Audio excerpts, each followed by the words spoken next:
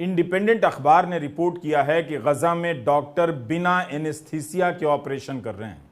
यह कितना भयावह होगा। बेहोशी के इंजेक्शन बिना ऑपरेशन करने से मरीज पर क्या गुजरती होगी और डॉक्टर पर क्या बीतती होगी। कई सौ साल पीछे की पद्धति से चिकित्सा हो रही है। इंडिपेंडेंट अखबार ने यह भी लिखा है कि हर मरीज के लिए दवा नहीं है। कौन ज्यादा तकलीफ में है, अब इस आधार पर दवा दी जा रही है। आज की दुनिया पहले से मानवीय हुई है या बदतर, इसका हिसाब लगाने की शक्ति भी दुनिया ने खो दी है। दवाओं की सप्लाई रोककर अस्पतालों को टारगेट किया जा रहा है। दवाओं के पहुंचने से पहले अमेरिकी कैरियर वॉरशिप इजराइल पहुंच गया। इसमें 5000 जवानों का स्टाफ है। दूसरा कैरियर भी पहुंच रहा है।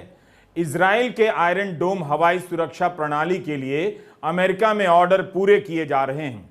JDAM किट और छोटे बम भेजे जा रहे हैं।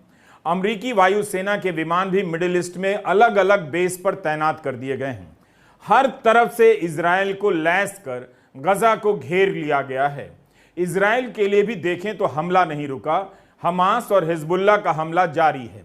युद्ध विराम और बंधकों को छुड़ाने की कोशिशें प्राथमिकता के साथ नजर नहीं आ रही।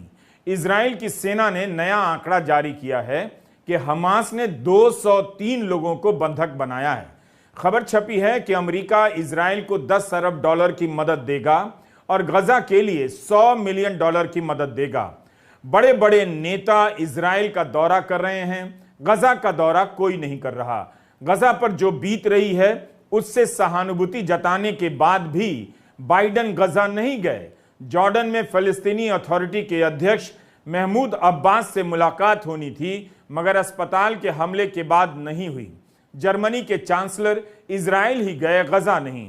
ब्रिटेन के प्रधानमंत्री भी इजराइल पहुंचने वाले हैं, वे भी गजा नहीं जाएंगे। यह तब है जब अमेरिका के राष्ट्रपति बाइडन बार बार साफ कर रहे हैं कि फलस्तीनियों का बड़ा वर्ग हमास नहीं है और हमास फलस्तीनी लोगों का प्रतिनिधित्व नहीं करता है। तब गजा क्यों नहीं गए? इजराइल खुद हमास और फलस्तीनी में फर्क नहीं करता। ऐसे बहुत से लोग इसी आधार पर फलस्तीन से कोई सहानुभूति नहीं रखते हैं कि हमास ने गजा में चुनाव जीता था। इसके बाद भी बाइडन यह बात कह रहे हैं, मगर सीमित मदद के लिए इजराइल को मना लेने के बाद भी बाइडन ने युद्ध विराम की बात नहीं की। संयुक्त राष्ट्र में युद्ध विराम के प्रस्ताव पर अमेरिका ने वोट नहीं किया। साफ है कि अमेरिका तमाम नसीहतों के बाद भी इजराइल को छूट देना चाहता है। बाइडन का भाषण इजराइल की तरफ ज्यादा झुका हुआ था। वे अपने भाषण में सब कुछ इजराइल पर छोड़ते नजर आए।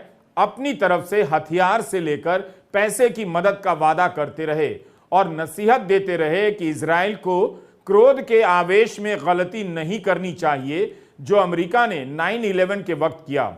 इन बातों के अलावा उनके भाषण में इजराइल को ही मजबूत समर्थन दिखता है, इसलिए भी उनकी आलोचना हो रही है।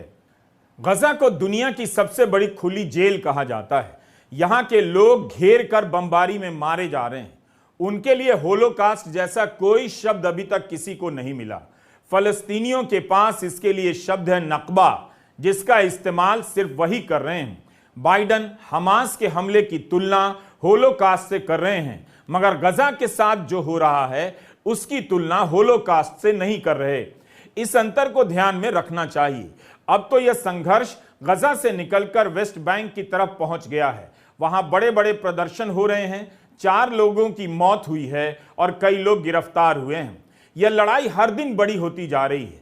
दुनिया ताक रही है। एक देश है कोलंबिया, उसने कहा है कि इजराइल गजा के साथ होलोकॉस्ट की यातना को दोहरा रहा है। कोलंबिया ने इजराइल से कूटनीतिक संबंध स्थगित कर देने की बात कही है, मगर कोलंबिया के राष्ट्रपति ने हमास की निंदा नहीं की। इजराइल ने ऐलान किया है कि कोलंबिया को सुरक्षा संबंधी निर्यात रोक रहा है। इंडिपेंडेंट अखबार ने रिपोर्ट किया है कि गजा में डॉक्टर बिना एनेस्थीसिया के ऑपरेशन